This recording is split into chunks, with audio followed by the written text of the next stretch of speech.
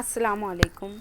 Myself, Professor Sana Parveen Kamran Ahmed, working as an assistant professor in MGVS Arts, Commerce and Science College, Malegaon City.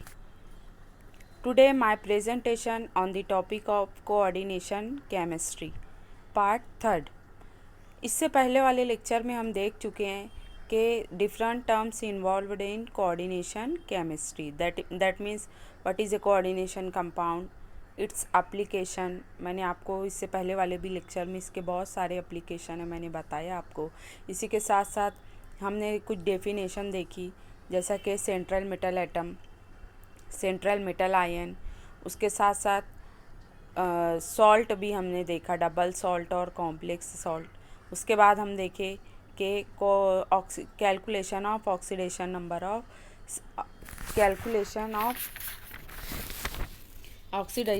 Of metals. मैंने 2-3 example के ज़रिए मैंने आपको इसको solve भी करके बताया।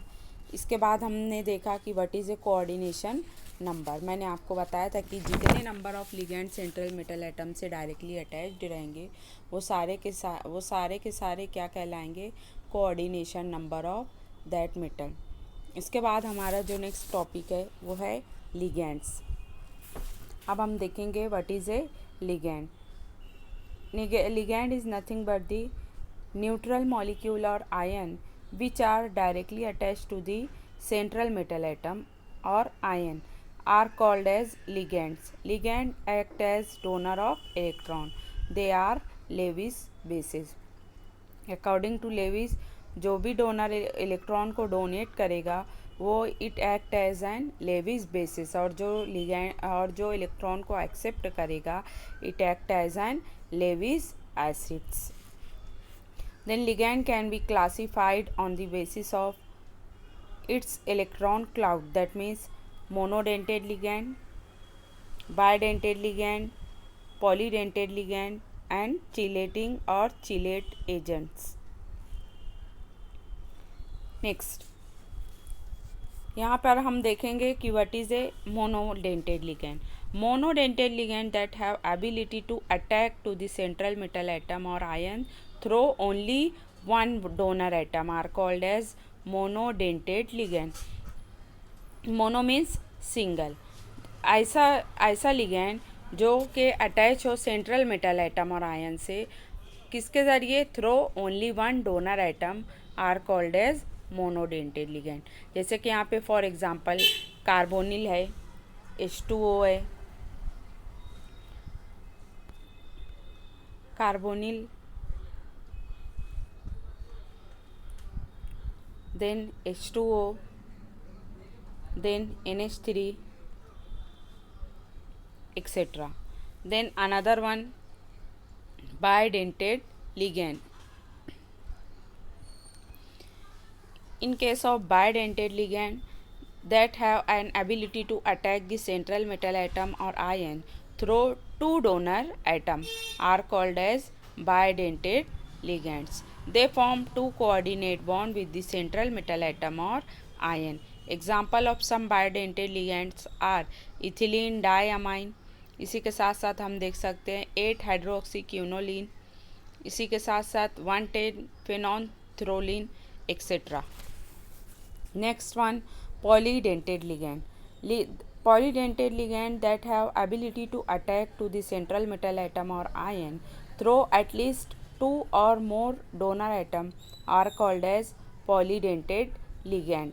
They are also called as bidentate, that means two donor atoms, tridentate, that means three donor atom, tetradentate, that means four donor atoms, hexadentate, that means 6 donor atom etc. Next one is chelate and chelating agent. Any ligands having two or more electron pair donor atom in its molecule is known as multidentate ligand or chelating agent, and resulting metal complex as a metal chelate. The word chelate was derived from Greek word chelate, means crab's claw. Full stop. The process of formation of metal chelate between metal ion and chelating agent is called as chelation. Here the some example are here. For example यहाँ पे हमको दिया गया है कि metal atom से ligand जो attach रहेंगे वो कैसे रहेंगे, वो चारों तरफ से इलेक्ट्रॉन को क्या करेंगे, मेटल एटम को डोनेट करेंगे। यानी कि इनके पास 2 और मोर इलेक्ट्रॉन पेयर डोनर है, यानी एक के पास एक लिगैंड के पास एक से ज़्यादा इलेक्ट्रॉन पेयर होगी, जो कि वो क्या करेगा, सेंट्रल मेटल एटम को अपने इलेक्ट्रॉन क्या करेगा, डोनेट करेगा। जैसे कि यहाँ पे हम फॉर एग्ज़ाम्पल देख सकते हैं, यहाँ मेटल एटम से 4 लिगैंड अटैच है और सब के सब लिगैंड इलेक्ट्रॉन को क्या करें, इलेक्ट्रॉन पेयर अपनी डोनेट करेंगे सेंट्रल मेटल एटम से।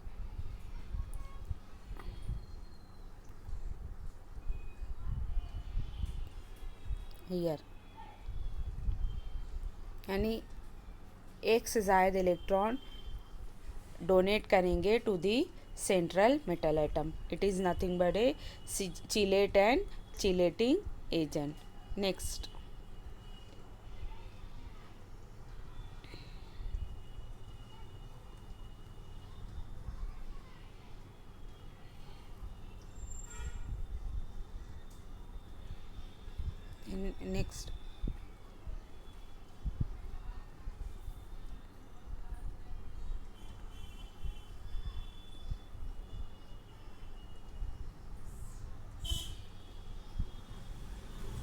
next formation constant.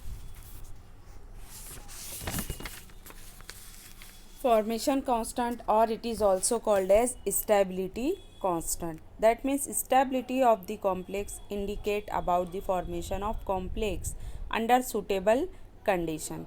Two types of stability of complex are studied during its formation from the solution.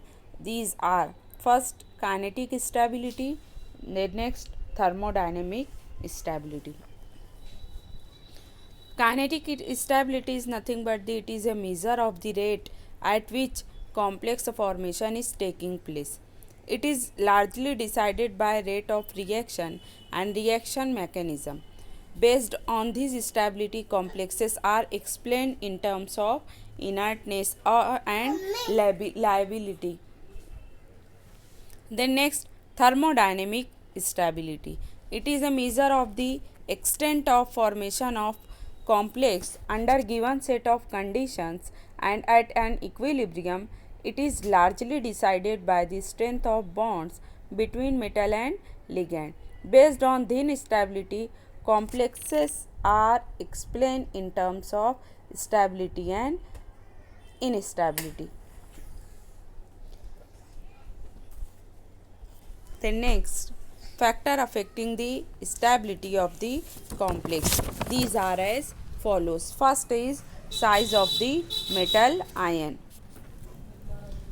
In size of metal ion, smaller the size of metal ion, greater will be the charge density, and therefore resulting complex will be more stable. Thus in general, metal ion of small size and greater charge from stable complexes. Next, charge on the metal ion. Greater the charge on metal ion, more will be the stability. This is because metal ion of equal size but with greater charge offer strong electrostatic field and bring ligand closer and form strong bond. The next, basic character of the ligand. Ligand with strong basic character have greater tendency to donate electrons. Therefore, resulting complex will be more stable. Then next, ligand size and charge. Smaller the size and greater the charge on ligands. Stronger is the metal to ligand bond and higher is the stability of the complex. The next, chelate formation. Bidentate or polydentate ligands form more stable complexes as compared to monodentate complexes because there is formation of ring in chelate. 5 or 6 membered chelate ring are more stable as compared to higher membered rings. Then steric effect. Bulkier ligand forms unstable complexes because they may be a ligand-ligand interaction or repulsion. Hence, small polydentate ligands are expected to form stable complexes. Next, inert and labile complexes. Definition of inert and labile complexes. Here, complex which exchange electron or exchange ligand rapidly, that is within mixing time, are called as labile complexes. यानी कि ऐसा complex जो अपने ligand को जल्दी से rapidly means जल्दी से एक्सचेंज कर ले within a mixing time are called as labile complexes, while those which exchange ligand at slower rate are called non-labile or inert complexes. There is difference between thermodynamic stability and kinetic stability. For example, both the complexes chromium H2O6 3+ and FeH2O6 3+ are thermodynamically stable, but chromium is inert while Fe containing compound is a labile complex. It is a kinetic stability of complexes that decide the inertness or lability. Then next, IUPAC nomenclature. This is nothing but the International Union of Pure and Applied Chemistry. Large number of coordination compounds are now synthesized. To name such a larger number of complexes, a systematic procedure is required. That is, International Union of Pure and Applied Chemistry has had framed following rules for naming of coordination compound. Some of the example are here. जैसा कि यहाँ पे हम example देखेंगे,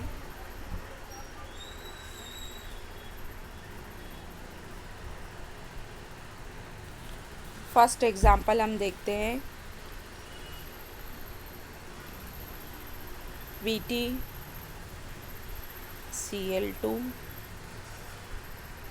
NH3 4 bracket पे charge रहेगा 2+. The complex has 2 ionic ligands, that is chlorine और 4 neutral ligand. Neutral means NH3 और chlorine ligands and overall charge of +2. जो कॉम्प्लेक्स के ऊपर चार्ज आया है +2. Hence the oxidation number of platinum must be +4. आपको प्लेटिनम का यहाँ पर हमको पता है अमोनिया न्यूट्रल मॉलिक्यूल है तो ये 0 रहेगा, ये -2 हो जाएगा. ब्रैकेट के ऊपर चार्ज +2 दिया हुआ है तो हम इजीली प्लेटिनम का हम मालूम कर सकते हैं. तो हेंस द प्लेटिनम के ऊपर क्या चार्ज आएगा +2. Hence the oxidation number of platinum must be 4. Oxidation number of platinum क्या हो जाएगा, जब इसको हम सॉल्व पूरा करेंगे तो ये क्या आ जाएगा +4. According to alphabetically order rule, the name of the complex is tetraammine डाइक्लोरोप्लेटिनम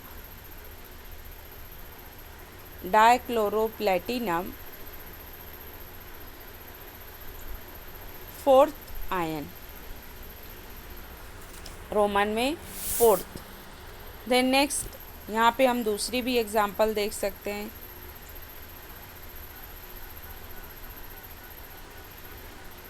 यहाँ पर दूसरी एग्जांपल है कोबाल्ट NH3 6 देन Cl3.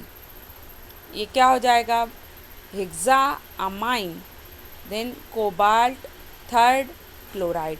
जो ब्रैकेट के बाहर रहेगा लिगैंड उसका नाम हम आखिर में ही लिखेंगे, ना कि पहले. पहले किसका नाम आएगा, जो लिगैंड डायरेक्टली मेटल से अटैच है, वो मेटल से जो डायरेक्टली लिगैंड अटैच है उनका नाम हम अल्फ़ाबेटिकली ऑर्डर से अरेंज करेंगे।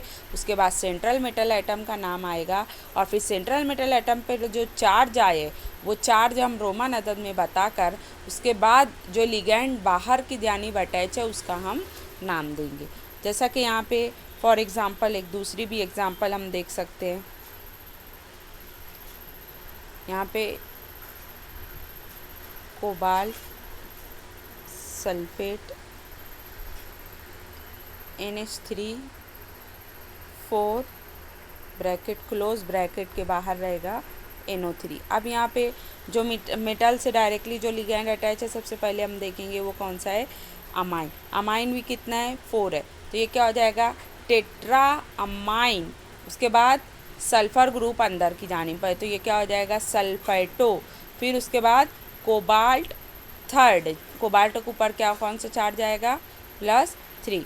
कोबाल्ट थर्ड और नाइट्रेट बाहर है तो हम इसको आखिर में डालेंगे, that means nitrate. Okay, understand. Next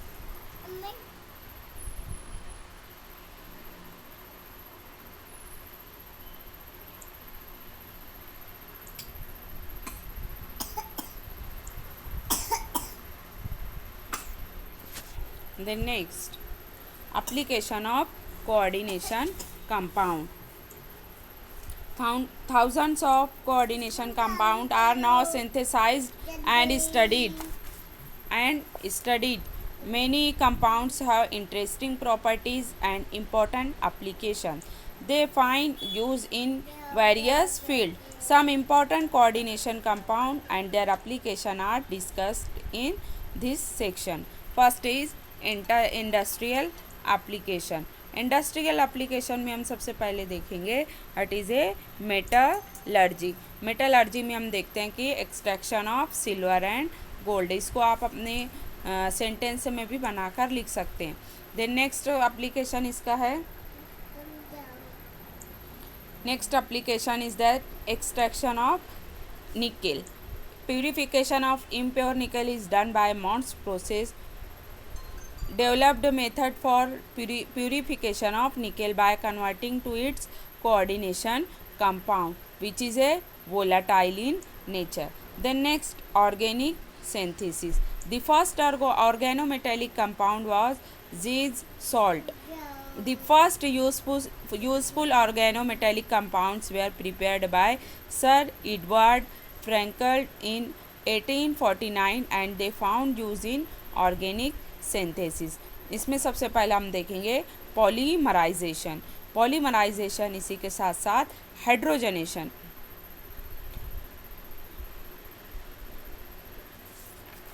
उसके बाद next application in medicinal application. Medicinal application में हम देखते हैं कि सिस और ट्रांस का जो कोऑर्डिनेशन जो कंपाउंड्स है इनका बहुत ज़्यादा यूज़ किया गया है for used as a anti-cancer drug for treating several types of malignant tumors. इसी के साथ साथ हम देखते हैं household application. Detergent, cake and detergent powder are extensively used as cleaning agent. Then next analytical application. Analytical में हम देखते हैं कि इसमें आता है complexometric titration, gravimetry. Then another one last is coordination compound in living system. इसमें हमने इससे पहले मैंने आपको बता चुका कि हीमोग्लोबिन ये भी क्या है, कोऑर्डिनेशन कंपाउंड का एक पार्ट है। ये भी क्या है, ये हमारी बॉडी में अगर ना हो हीमोग्लोबिन तो जो रेड कलर है ब्लड का वो क्या होगा, अपीयर ही नहीं होगा, इसलिए ये बेनिफिशियल है फॉर ह्यूमन लिविंग के लिए। तो coordination compound in living system. Okay, thank you.